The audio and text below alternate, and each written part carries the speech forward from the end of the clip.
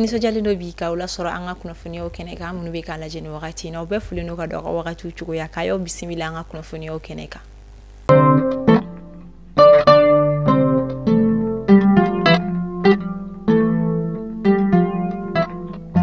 kunnafoni damne la bi ye janvier kalo kleta annani domitale no kanyeshi anga jamana ka yere ya soroli o lanyana mayin mani o journée de la souveraineté retrouvée au konye anga jamana o konna la nyina taye atako sabana yi domi konimi ka lanyana maya anga jamana fantan nani bela jarale kon fe min konimi na keni drapeau yele konye fo asi national kalali oluma conférence débat fo ga tagasi activité wero konima wala sa kasika nyefoli ani kasika famille chama ka ko nyeshi anga shifina ka ani jamana din kelingre na bela jarale ma anga jamana ka yere ya soroli o ani absika fam to yamina ama fala ka bido nyona chama ira ana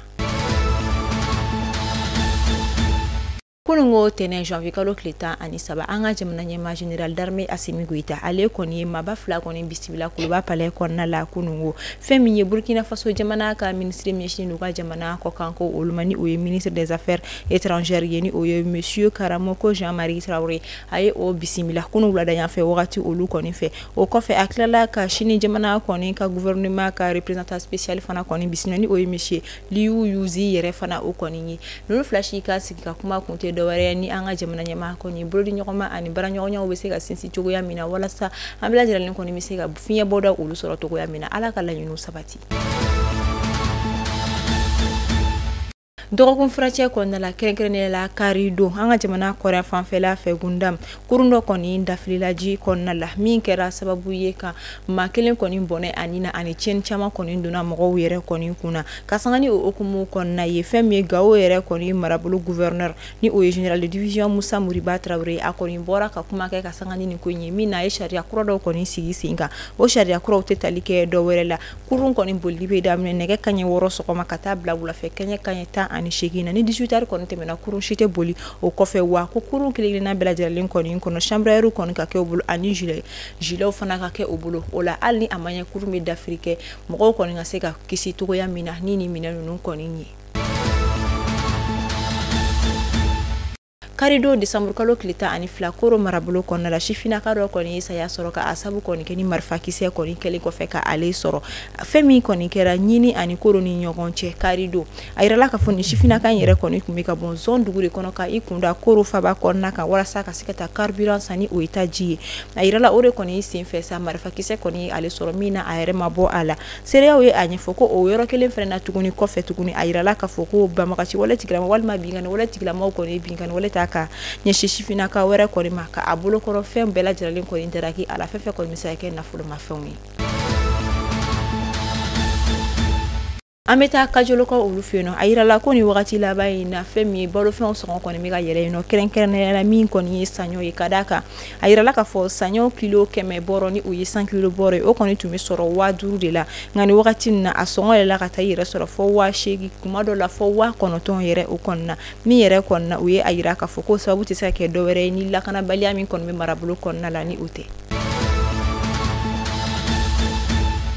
Buguni region IFM ma ko ni be gerefula ni wakati na kerenkrene na ala kolidi kada kan uye ayira ka fo abi kalo sababu bi u ko ni ma u ka bursu soro kuma te turso yere ko ni ma kongo dumbe ula ube de kuna kada ka kasangani la kolidi nunu kan nyefoli uye ayira ka fo ulu do ko ni me jatigila do la no jigila mo do ko ni ka u kan do di munu mani ube ubalo o ko fe ko do yere abunu no restaurant gi do re ko na ube dumini duma ni kalo sara ube asara konga abi kalo sababu bi uma war fo soro ubulola mi la restaurant gi do ko ni uka abonnement tike wa o kon do jigni do du kono na munu olu konna o du tigi do fana fana ye olu koni labo o yere konna ko to ya foy konte obulu kongo be ula wataka yorote obulu u koni bola ka ga dusuma ka saya koni ira wala sa nyebe sega soro chuko ya mina uka tursuko anuka bursuko la wala sa wasegu yere lado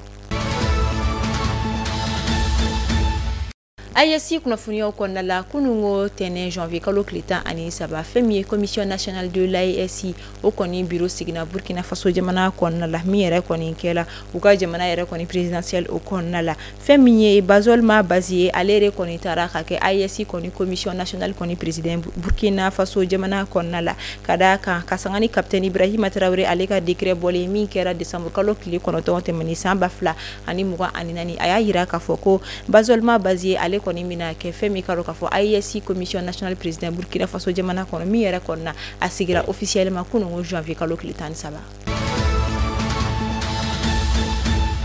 Ameta États-Unis ka olu fino les États-Unis marabolo mbi ko Los Angeles kabini wakati laban nunu konna tasuma de koni wili de karo ka fo Los Angeles konna la mi me ka dekumba konna la se ayoro sigibagaw ma ayirala ka fabita dimbaya batan ani fla ani keme duru bonyanko tasuma koni munu ka so olu koni mine wa ko fe hectare batan ani duru bonyanko olu de fene koni halakila ka sabu koni geni ni tasuma ko folen ka cheni oye ayirala ko Los Angeles koni sapeur pompier tigre ma olu koni tega sika tasuma koni dala ko kadaka afanga ka bo wa mi phénomène naturel fana de konindu amba fala ka jisuma ke akofure